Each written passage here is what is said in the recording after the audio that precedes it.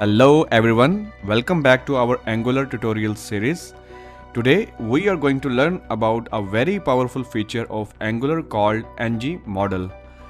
It is part of Angular's two-way data binding, which allows us to bind our HTML form fields to model data in our Angular components. So let's get started. First of all, make sure you already have Angular CLI installed in your computer. So open your terminal to verify that, type ng version.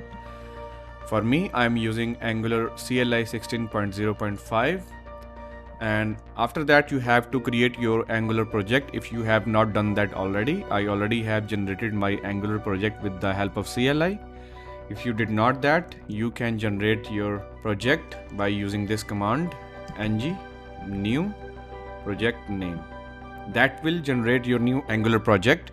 So this is my basic Angular project running with the hello world message in it. So first of all, you need to make sure that you have imported the forms module in your app.module. It is an important step because ngModel is the part of this module. So open your app.module and import the forms module in your imports array of ngModule decorator. So make sure to import it from angular/forms, save it. Now let's go ahead and create a simple form in our components HTML file. For this tutorial, let's work on a user registration form. The user will provide their name, email and password. So here I will just add the form tag, and in the form tag I will add my input label, and let us add all other required elements as well.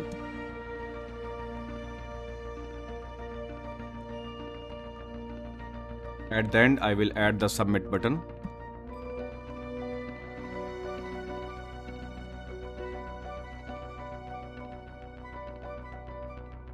Alright, now I will start adding ngModel on every input one by one. So I will use this syntax, square bracket, round bracket, then ngModel. This will make sure the two-way binding for us. And then here we will specify the variable or property of component that we want to bind with this input. I will be using user.name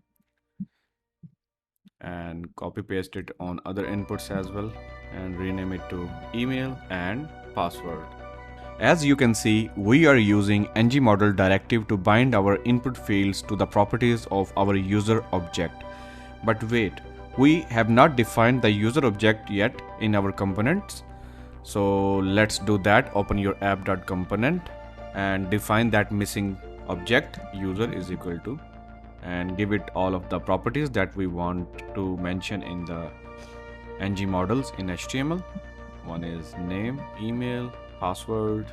Alright, now you will see that error has gone, and in the bottom I want to monitor the changes in my object, that what is going on with them. So I will use user, and we will, as this is a JSON object, we want to see a string in the HTML, so I will pipe it through the JSON pipe. So this is the built-in JSON pipe provided by the Angular. So if you type it like this way, it will print the JSON in the string form to the screen. Now if you open the browser, and you will see that data is being shown. If you type anything, you will see that it should change that value in the real time. It is not updating anything yet. The reason is that we did not specify the name, so we must have to specify the name as well. So name is name is email, and here name is password. Now reload it, and if you type something, you will see the changes in real time.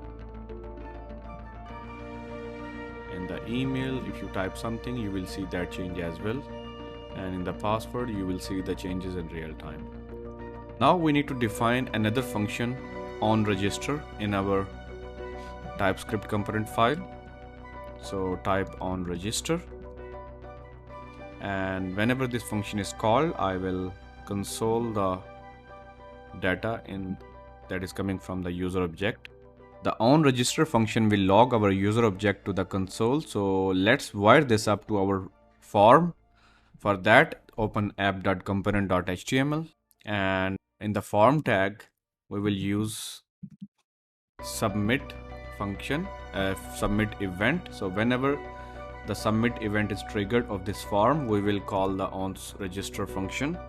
So now when we fill out the form and click the register button, on the onRegister function will be called and our user object will be logged to the console.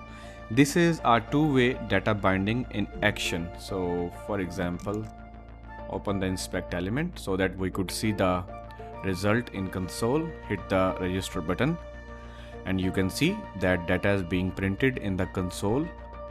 As you can see, user object reflects the values we entered in the form. This is because of two-way data binding. When we update the form fields, the user object is updated and vice versa. That's it for this tutorial. I hope you now understand how to use ngModel in Angular for two-way data binding. It is a powerful feature that can greatly simplify your code with dealing with forms. As always, if you have any questions, please leave them in the comment section below. Thanks for watching and see you in the next one.